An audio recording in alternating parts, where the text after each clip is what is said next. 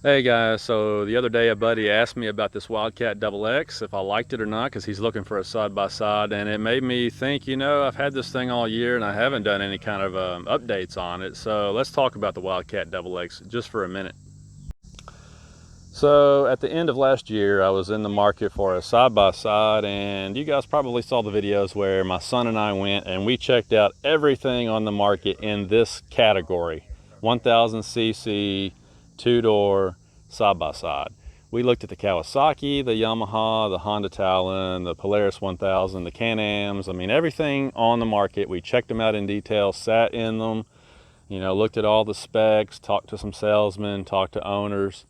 And at the end of the day, I decided on the Wildcat XX. Now in 2018, they were still branding these under the parent company name Textron, but they realized very quickly that a lot of people don't know that name, at least not in this, category, in this market. So now they're calling them Arctic Cats again. So for the sake of this video, I'm just going to refer to it as an Arctic Cat. So anyway, we decided on this machine, and there are several reasons why. I guess the biggest reason is price. The sticker on these is like $20,000 to $21,000, but you can usually find really good deals on them. For example, this one right here was a leftover unit. It had 2 miles on the odometer, so it was practically brand new, had never been sold yet, and I was able to get this thing for basically $6,000 off sticker. And if you shop around, you can usually find deals, at that, ballpark, or at least close to that. So the price for what you get is really, really great on these things. The other thing is just the build design and the build quality in this machine compared to everything else in its category. You see the braces here, there's a brace there, there's a brace right here that makes it hard to get in and out of the machine, but it adds a lot of rigidity and a lot of ruggedness to this frame and this cage. It's almost like having a full-blown race cage right off the showroom floor, and it just gives you a lot more safety. That's the big thing for me and the family. I just want something that's even safer than the other stuff that's been out forever. Side-by-sides have always been pretty safe because of that cage, but this is even safer because of the way that it's built. And, if you look at the suspension, you've got double shear joints everywhere. Instead of having ball joints, you've got double shear joints everywhere. And if you look at the rear suspension, you've got trailing arms instead of control arms. So as the suspension is cycling, the tire's going straight up and down instead of moving out in an arc. See there? Trailing arm, so the tire's going straight up and down instead of swinging out in an arc, which makes your handling kind of weird and can wear your tires a little faster, and it's just hard on components. This soaks up bumps really well. You've got the Fox shocks that are adjustable up in there. And so I just really, like the design, the build quality and the build design here. It looked more like a finished product right off the showroom floor. Got a real alternator up in there. Over here where the belt is, you've got these little snap clips. So you can take this off without tools if you need to get in there and do maintenance on the trail. The more you look into this thing, the more you see the attention to detail in this particular side-by-side. And I just really like that. Now on the inside of the machine, this is another big deal. I'm 6'3", so I'm not super big, but I'm a fairly tall guy. And when I sit in a lot of the side-by-sides on the market, I just don't fit. There's not any leg room, and some of them are worse than others. The Honda Talon was particularly bad, but a lot of the Polaris machines are pretty bad. And a few of the Can-Am models are pretty bad as well. But the Arctic Cat, I found, has lots of leg room to stretch out. It's got a big spacious cabin, and it felt really good sitting in it. The only thing that I hated was these 2018 model seats, and so these right here have been swapped out. These are the 2019-2020 model seats, and they are much, much, much nicer.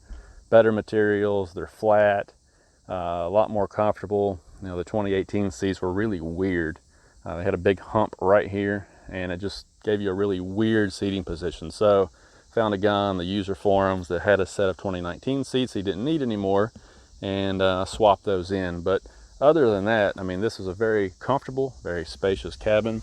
I really appreciated that. I like the fact that they've got those switches and places to put more switches. You've got this removable panel here, so if you want to put a radio, GPS, anything like that in there, good to go. you've got a lot of auxiliary wiring. So like for example, when I put these rigid cube lights on, all I had to do was wire them directly to the fuse box, or actually there's wiring connections there next to the fuse box, and then put a fuse in, connect my switch, and I was ready to go. No wiring really necessary. So there's a lot of little things here that they thought of that really made me appreciate this particular machine. Now, as far as things that I've added to it, I've got not a whole lot here, but there's a KFI winch bumper, a ZXR 5000 winch from Harbor Freight, and this combo has saved my bacon more than once already. Very, very nice. I've got the Super ATV fixed windshield, which has been doing a really great job. Got some Super ATV mirrors that were listed for this machine, but I don't like them because first of all, they're ugly, and second of all, they don't really work because the angle on the cage is a little bit more of an angle than you have on your standard side-by-side, and so I can't get enough adjustment out of the joint in this mirror to give me the field of view that I really want. So, and like I said, they're just ugly. Gosh, they stick out so far. So I'm gonna have to find something different, but I really like having mirrors because it's really nice out on the trail. Got the rear view mirror in there as well. And then other than those cube lights, we put the KFI receiver hitch back here because there was no recovery point at all back here when I brought the machine home. So we added that so that we can have a recovery point and move the utility trailers around on the property when we need to. Okay, so now it's time to get to the meat and potatoes of the video, which is how has the machine been? Have I had any trouble with it? Do I still like it? And the answer is, so far, this machine has been fantastic. We've been to several of the off-road parks in the region, and I've also used it around the property to do chores and things. So, you know, the machine has gotten plenty of use this year, and so far, like I said, it's been fantastic. I haven't had one single repair or issue with it so far. The only thing I will mention is that when you bring one of these machines home, brand new, you need to change the oil, and especially the oil filter. It may not be an issue on the 2020 models, but I know when the 2018s were out, maybe some of the 2019s, they got carried away with the assembly lube on the engine when they built them. And so brand new, right off the showroom floor, a lot of people found that there was assembly lube basically caking up the oil filter and the oil filter housing, which obviously is not a good thing. And so thanks to some of the guys on the forums, I caught that really early. At 10 miles on the odometer, I pulled my oil filter and it was full of what basically looks like jelly. If you've ever seen assembly lube, it's like stuffing a bunch of jelly in your oil filter. So you might want to keep an eye on that. But other than that, I've had no issues with the machine at all. It's been really great. When I got to the first maintenance interval, which I think is, I have to look in the manual, it's like 250 miles, 300 miles, something like that. You do what they call the first maintenance, which is where you go through and change all the fluids. I ended up doing that myself when I got to that point. The dealership was completely booked up for like 2 months, and it was probably going to be really expensive. So I just bought all the Arctic Cat synthetic fluids and did it myself. And that brings me to one of my gripes about this machine is servicing it sucks. So this is a dry sump system, which in and of itself is not completely unheard of. There's the oil canisters you have to drain first, but then you have to get under the machine and pull not one, but 2 shields off of it to finish doing the oil change. You got to take the full skid plate off, and then there's another shield up under there you have to take off just to make access to the little bolt to drain the crankcase and change the oil filter. So it's not hard to do, it's just a pain to have to do it.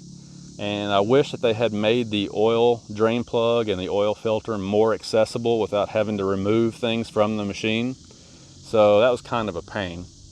The other thing is the transaxle, when you go to change the fluid in that, there's your drain bolt and your fill bolt is right over here. As you can see, there's a hard steel plate that runs right underneath of that, and then of course the axle shaft is right over top of it. So it's actually really hard to get tools back in there, and even if you do get tools back in there, there's no arc of motion, you know, to use a ratchet. So that was also a pain in the rear end. I've seen guys on YouTube take off this entire rear cradle to make access to that. I ended up being able to do it without removing the cradle, but it took a combination of swivels and ratchets and extensions, and I think some pliers and other things to finally get it. So that's kind of a pain. They could have made at least an access hole in that plate down there so you could get to that. So the servicing aspect of the engine kind of sucks, and they could have made that quite a bit easier. So that's one of my complaints about it. But I did do my own service. The front diff was really easy, at least. They did put an access hole there for the drain plug on it. So yeah, that kind of sucked. But other than that, my only complaint would be that it's really noisy. Of course, this has the triple cylinder Yamaha engine in it, and it's really, really noisy. The way the muffler is designed makes it hard to basically come up with another option. I thought about maybe taking this muffler off, but you can see how the headers come off the engine right here and they loop around, and there's just not really a lot of space in there to figure out some other option with that. And with this stock setup, it's a really, really noisy machine. It's kind of embarrassing, actually. It sounds like a big chainsaw going through the woods. And I never thought that I would complain about something being loud, because normally I like my stuff to be loud, but this is an obnoxious kind of loud, and it really gets on your nerves after you ride it for several hours. So that's kind of a complaint too. But you know, those are a couple of really nitpicky things, and if those are the only things you have to complain about, you're doing pretty well, right? Overall, this machine has been great. It rides fantastic. I removed the front sway bar, basically disconnected the whole sway bar, and set all of the Fox shocks to the softest setting. And I found that once I did that, this thing rides like a dream. You know, if you're rock crawling or trail riding or hill climbing or whatever, it rides awesome once you set it up like that. And it's the smoothest riding side-by-side that I've ever been in, and it's all factory. So I really love the suspension. When we went down to Land Between the Lakes, there was a trail. It was really kind of a straight trail with a lot of whoops, and I looked down at one point, I was running 54 miles an hour through the really serious whoops in the gravel, and the machine was just as straight as an arrow. It doesn't get out of sorts, you know, it doesn't really move around or dance around on you. The suspension just soaks it up and just keeps rolling. Just an awesome machine, rides great. You know, the power's really good for what it is. And overall, I've just been really happy with the machine. Would I buy it all over again? Absolutely. Absolutely I would. And I would say that the new ones, the 2020s, probably, you know, they probably got a few of the little bugs that they did have. They had a few issues with the axles when these things were new. You know, anything that's new has a couple of bugs that got to work out. I'm sure the new ones probably have all that stuff gone. It's all been rectified probably. And so, you know, if you're going to get a brand new one now, you'll probably have even better luck out of it. But it's been a great machine, and I just can't say enough good things about it. I mean, at the end of the day, where else can you get a 130 horsepower machine with professional grade suspension on it, all that room inside, their full-blown racing style cage and suspension and frame, you know, all the features that they give you in this thing for less than $15,000. I mean, where are you going to find that elsewhere?